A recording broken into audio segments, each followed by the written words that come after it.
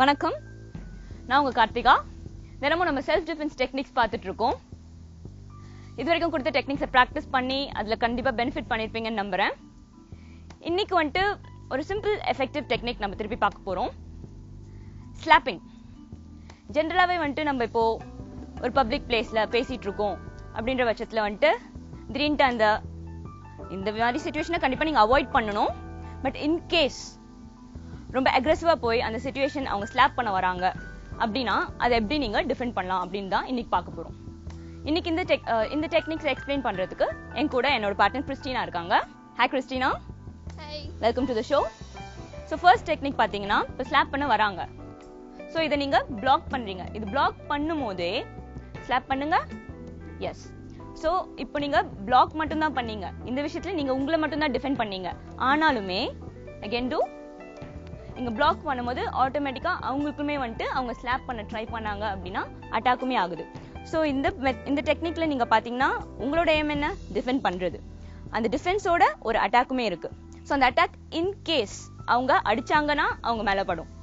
So அது வந்துட்டு நீங்க அந்த சிச்சுவேஷனை அவாய்டும் பண்றீங்க ஒன்னுத்துல, பிளஸ் உங்களை டிஃபெண்டும் பண்ணிக்கிறீங்க. அதை இன்னும் ஒரே ஒரு வாட்டி ஸ்லோவா காமிக்கிறேன். டூ. ஸோ இங்க பிளாக் பண்றீங்க, அவங்க அட்டாக் பண்ண வராங்க, அவங்களுக்கு அட்டாக் ஆகுது. ஸோ இதுதான் இந்த டெக்னிக். இப்போ செகண்ட் டெக்னிக்கு போலாம். இதே வந்துட்டு ஸ்லாப் பண்ண வராங்க. ஸ்லாப் பண்ண வரும்போது இப்படி மிஸ் பண்றீங்க. ஸோ ஸ்லாப் பண்ணும்போது மெயினாவே வந்துட்டு அவங்களோட இன்டென்ஷன் என்ன, உங்களை வந்துட்டு எப்பவுமே ஒரு ஆங்கர், ஒரு நார்மல் சிச்சுவேஷனை மீறி ஒரு ஆங்கர் வரும்போது தான் ஜென்ரலாவே வந்து ஸ்லாப் பண்ணுவாங்க. இப்போ ஸ்லாப் பண்ணும்போது அந்த ஃபோர்ஸ் வந்து இன்டென்ஸா இருக்கும். ஸோ அந்த ஃபோர்ஸை நம்ம பேர் பண்ணி இல்லை பிளாக் பண்ணும்போது கூட நம்ம வந்து அந்த ஃபோர்ஸை பேர் பண்றோம். அதுக்கு பதிலாக நம்ம அதை மிஸ் பண்ணிட்டு போறது அப்படின்றது புத்திசாலித்தனம். ஸோ இந்த டைம்ல மிஸ் பண்ணுங்க. மிஸ் பண்ணிட்டு இன்கேஸ் நெசசிட்டி இருந்துச்சு அப்படின்னா அவங்களை இப்படி அட்டாக் பண்ணலாம். அதை இன்னும் கொஞ்சம் சீக்வென்ஸா காமிக்கிறேன். Do. Yes. You want try that? So இப்போ நான் ஸ்லாப் பண்றேன், அதை நீங்க மிஸ் பண்றீங்க. அது இன்னும் ஆப்போனன்ட் கிட்ட வந்து இப்படி அட்டாக் பண்ணீங்கன்னா உங்களுக்கு அவங்க மேல படும். இங்கே அட்டாக் பண்ணீங்கன்னா அங்க ஸ்பேஸ் தான் இருக்கு. Okay, again try. Yes, good. So இது செகண்ட் டெக்னிக்.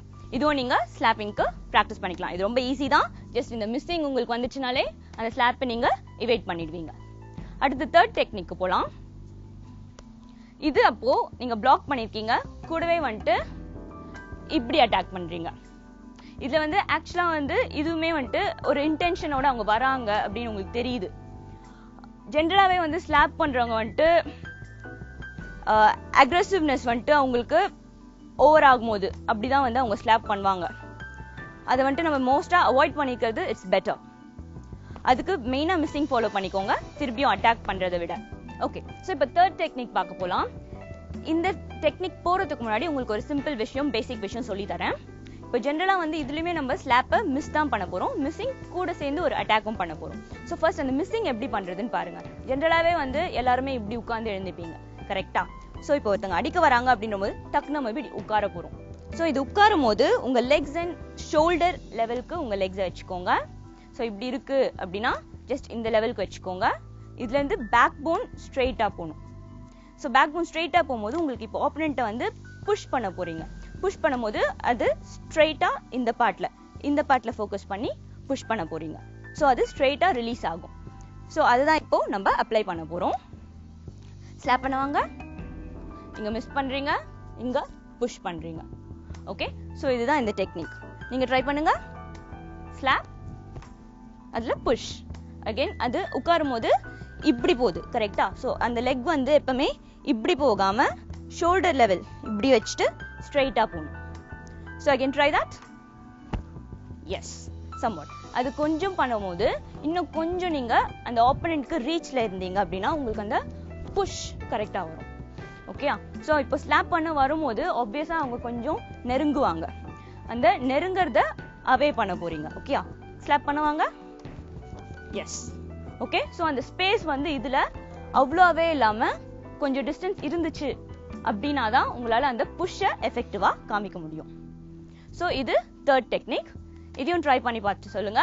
இப்போ நம்ம ஃபோர்த் டெக்னிக்கு போகலாம். ஃபோர்த் டெக்னிக் கொஞ்சம் அட்வான்ஸ் ஸ்டேட், அதை இன்னும் கொஞ்சம் நீங்க உன்னிப்பா கவனிக்கணும். ஸோ இதுல ஃபர்ஸ்ட் என்ன பண்ண போறோம் அப்படின்னா ஸ்லாப்பை வரும்போது ஆஸ் யூஷுவல் பிளாக் பண்ண போறோம். இத பிளாக் பண்ணி இந்த ஆப்போனன்ட் எங்க ஹோல்ட் பண்ணி லெக்க இந்த மாதிரி அவங்க லெக்ல பிளாக் பண்ண போறோம்.